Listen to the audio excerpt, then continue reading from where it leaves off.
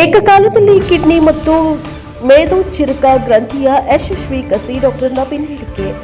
ಇಂದು ಗದಗ ಜಿಲ್ಲಾ ಪತ್ರಿಕಾ ಭವನದಲ್ಲಿ ಸುದ್ದಿಗೋಷ್ಠಿ ಮಾತನಾಡಿದ ಅವರು, ಗದಗ ನಗರದ ಮೇಘರಾಜ್ ಮಾರುತಿ ಕಟ್ಟಿಮನಿ ಎಂಬ ವ್ಯಕ್ತಿ ಚಿಕ್ಕ ವಯಸ್ಸಿನಿಂದ ಮಧುಮೇಹ ಕಾಯಿಲೆಯಿಂದ ಬಳಲುತ್ತಾ ಇದ್ದು, ಬೆಂಗಳೂರಿನಲ್ಲಿರುವ ಆರ್ವಿ ಆಸ್ಪತ್ರೆಗೆ ಸುಮಾರು 9 ತಿಂಗಳ ಹಿಂದೆ ಸೇರಿ ಸುಮಾರು 6 ತಿಂಗಳ ಹಿಂದೆ ಶಸ್ತ್ರಚಿಕಿತ್ಸೆಗೆ ಯಶಸ್ವಿಯಾಗಿ ನಡೆದು ಈಗ ಯಾವುದೇ ಮಾತ್ರೆಗಳು ಹಾಗೂ ಪತ್ತೆಯೂ ಕೂಡ ಇಲ್ಲದೆ ಈಗ ಕಿಡ್ನಿ ಹಾಗೂ ಮೇದೋಚ್ಚಿರಕ ಸರಿಯಾಗಿ ಕೆಲಸ ಮಾಡ್ತಾ ಇದ್ದು ಒಳ್ಳೆಯ ವಿಚಾರ ಎಂದು ಶಸ್ತ್ರಚಿಕಿತ್ಸೆ ನಡೆಸಿದ ವೈದ್ಯರು ತಿಳಿಸಿದರು.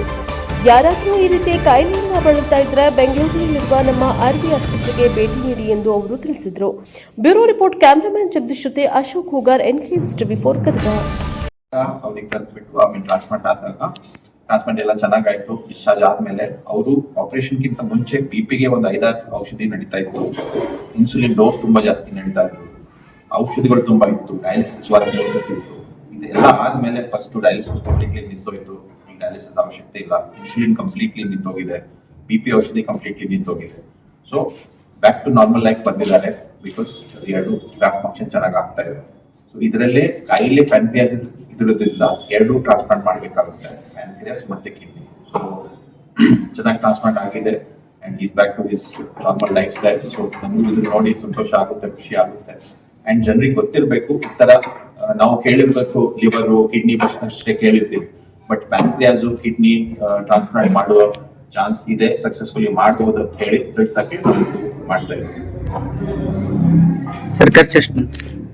ಇದ್ರದ್ದು ಗವರ್ಮೆಂಟ್ ಲಿಸ್ಟ್ ಅಲ್ಲಿ ಹೆಸರು ಸೇರಿಸ್ಬಿಟ್ಟು, ಇನ್ಫ್ಯಾಕ್ಟ್ ಇವರಿಗೆ ನಮ್ಮ ಹಾಸ್ಪಿಟಲ್ ಇಂದ ಬೇರೆ ಕಡೆಯಿಂದ ಎಲ್ಲೋ ತುಂಬಾ ಮಾಡಿದ್ದಾರೆ. ಇದೊಂದು ಅಪ್ರಾಕ್ಸಿಮೇಟ್ 18 to 20 lakhs ಖರ್ಚು ಬಂದಿದೆ. 18 to 20 lakhs. ಸೊ ಇದು ಟೈಪ್ 1 ಡಯಾಬಿಟೀಸ್ ಅಂತ. ಅಂದ್ರೆ ಇದು ಚಿಕ್ಕ ವಯಸ್ಸಲ್ಲಿ ಬರುತ್ತೆ. ನಮ್ಮ ಬಾಡಿ ಇಮ್ಯುನಿಟಿನೇ ಪ್ಯಾನ್ಕ್ರಿಯಾಸ್ಗೆ ಡ್ಯಾಮೇಜ್ ಮಾಡುತ್ತೆ. ಸೊ ಅದರಿಂದ ಏನಾಗುತ್ತೆ, ಪ್ಯಾನ್ಕ್ರಿಯಾಸ್ ಸರಿಯಾಗಿ ಫಂಕ್ಷನ್ ಮಾಡಲ್ಲ, ಅದಕ್ಕೆ ಇನ್ಸುಲಿನ್ ಸಿಕ್ರೀಟ್ ಆಗೋದು. ಇನ್ಸುಲಿನ್ ಇಲ್ಲ ಅಂದ್ರೆ ಶುಗರ್ ಕಂಟ್ರೋಲ್ ಸರಿ ಇರಲ್ಲ. ಅದರಿಂದ ಏನಾಗುತ್ತೆ, ಕಿಡ್ನಿ ಡ್ಯಾಮೇಜ್ ಆಗೋದು, ನರ ಡ್ಯಾಮೇಜ್ ಆಗೋದು, ಹಾರ್ಟ್ ಫೇಲಿಯರ್ ಆಗೋದು, ಇವೆಲ್ಲ ಬರ್ತವೆ. ಸೊ ನಾವು ಆಸ್ಟ್ರಾ ಇಂದ ನಮ್ದು ಔಟ್ರೀಚ್ ಕ್ಲಿನಿಕ್ಸ್ ತರ ಮಾಡ್ತಾ ಇರ್ತೀವಿ. ನಾವು ಗದಗೆ ತಿಂಗಳೇ ಒಂದ್ಸತಿ ಬಂದ್ಬಿಟ್ಟು OPD ಮಾಡ್ತೀವಿ. ಸೊ ಆ ತರ OPD ಬಂದಾಗ ನಾವು ನೋಡಿದ್ವಿ. ಯಾವ ಆಸ್ಪತ್ರೆ ಬರ್ತಾರೆ?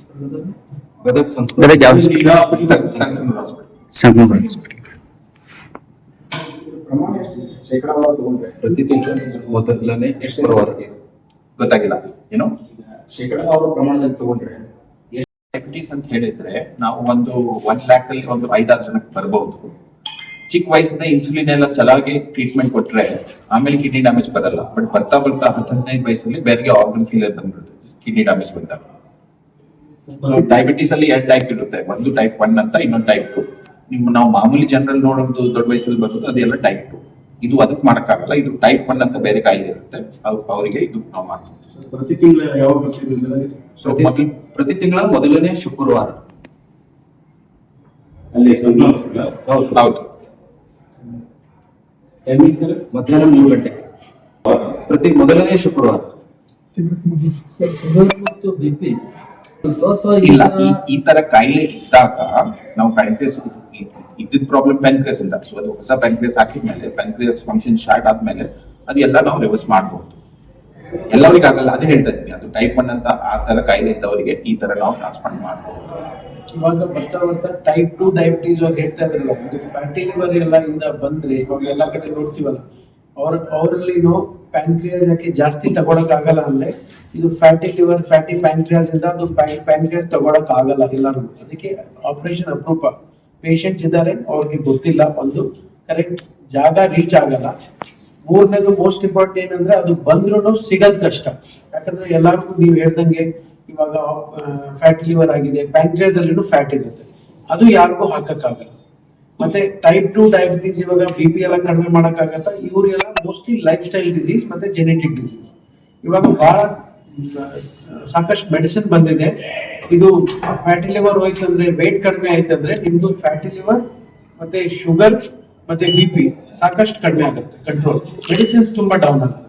ಇವಾಗ ನಾವು ನೋಡ್ತೀವಿ BP ಮೆಡಿಸಿನ್ಸ್, ಶುಗರ್ ಮೆಡಿಸಿನ್ಸ್ ಇವಾಗ 4-3 ನಡೀತಾ ಇರುತ್ತೆ ಪೇಷಂಟ್ಸ್ಗೆ. ಅದು ಎಲ್ಲ ಕಡಿಮೆ ಮಾಡಕ್ ಸಾಧ್ಯತೆ ಬಂದಿದೆ. ಸರ್, ಕಿಡ್ನಿ ಬೇರೆನೇ ಕಸಿ ಮಾಡಿದ್ರೆ ಏನು ಕಿಡ್ನಿ ಬೇರೆದ ಕಸಿ ಮಾಡಿದ್ರೆ ಕಿಡ್ನಿ ಮತ್ತೆ ಪೇಷಂಟ್ ಇಂದ ಬ್ರೈನ್ ಡೆಡ್ ಡೋನರ್ ಇಂದ ಅವ್ರಿಗೆ ಹಾಕಿದ್ವಿ. ಒಂದೇ ಆಪರೇಷನ್ ಟೈಮ್ ಅಲ್ಲಿ 2 ಹಾಕ್ಸಿದ್ವಿ. 20 ಟ್ರಾನ್ಸ್ಪ್ಲಾಂಟ್ ಸರ್ಜರಿ. ನಮ್ಮ ಪೇಷಂಟ್ ಕಿಡ್ನಿ ಮತ್ತು ಟ್ರಾನ್ಸ್ಪ್ಲಾಂಟ್ ಮಾಡುವಂತ ವ್ಯಕ್ತಿ ನಿಗ್ರಾಸ್ ಕಟ್ಟಿಮನಿ.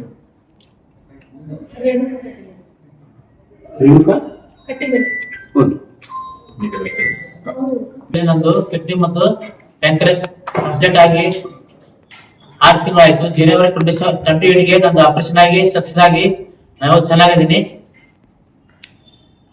ಮತ್ತು ಎಲ್ಲಾ ತರಹದ ಆಹಾರ ಪದಾರ್ಥವನ್ನು ತಿಂತಾ ಇದ್ದೀನಿ. ಹೆಲ್ತ್ ಚೆನ್ನಾಗಿದೆ. ಸೂಪರ್ ಆರ್ವಿ ಹಾಸ್ಪಿಟಲ್ ಡಾಕ್ಟರ್ ಸಿಬ್ಬಂದಿಗಳು ಆರ್ವಿ ಹಾಸ್ಪಿಟಲ್ ಇರುವಂತ ಎಲ್ಲ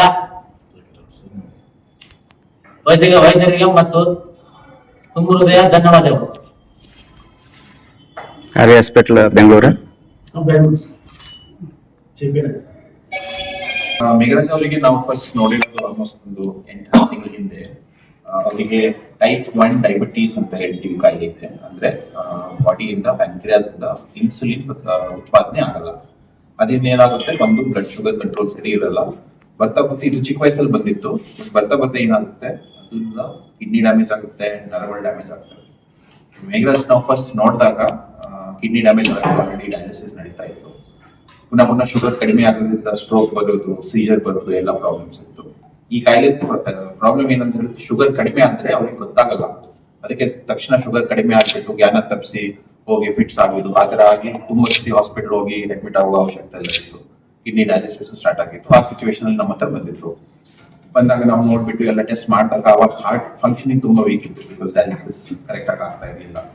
ಸೊ ಫಸ್ಟ್ ಬಂದಾಗ ಸಿಚುವೇಶನ್ ಅಲ್ಲಿ ಅವರು ಟ್ರಾನ್ಸ್ಪ್ಲಾಂಟಿಗೂ ಫಿಟ್ ಇರಲಿಲ್ಲ. ಬಟ್ ಬಂದಾಗ ಸ್ವಲ್ಪ ಡಯಾಲಿಸಿಸ್ ಎಲ್ಲ ಚೇಂಜ್ ಮಾಡಿ, ಔಷಧಿಗಳೆಲ್ಲ ಚೇಂಜ್ ಮಾಡಿ ಎಲ್ಲ ಮಾಡಿದ್ಮೇಲೆ ಒಂದು ಸ್ವಲ್ಪ ಬೆಟರ್ ಆದ್ಮೇಲೆ ಇವ್ಯಾಲ್ಯೂಯೇಷನ್ ಮಾಡಿ ನಾವು ಕರ್ನಾಟಕ ನಮ್ಮ ಸೋಟು ಜೀವ ಸಾರ್ಥಕತೆ ಅಂತ ಲಿಸ್ಟ್ ಅಲ್ಲಿ ಅವ್ರ ಹೆಸರು ಸೇರಿಸಿದ್ವಿ. ಲಿಸ್ಟ್ ಅಲ್ಲಿ ಒಂದು 3-4 ತಿಂಗಳು ವೇಟ್ ಮಾಡ್ತಾ ಇದ್ರು. ಬಿಕಾಸ್ ಕಿಡ್ನಿ ಮತ್ತು ಪ್ಯಾನ್ಕ್ರಿಯಾಸ್ ಟ್ರಾನ್ಸ್ಪ್ಲಾಂಟ್ ಸ್ವಲ್ಪ ಅಪರೂಪ ನಮ್ಮ ಕರ್ನಾಟಕ ರಾಜ್ಯದಲ್ಲೇ. ಬರೀ ಒಂದು ವರ್ಷಕ್ಕೆ 1 ಟ್ರಾನ್ಸ್ಪ್ಲಾಂಟ್ ಅಷ್ಟೇ ಆಗ್ತದೆ. ಎಲ್ಲ ಮ್ಯಾಚ್ ಆಗಿ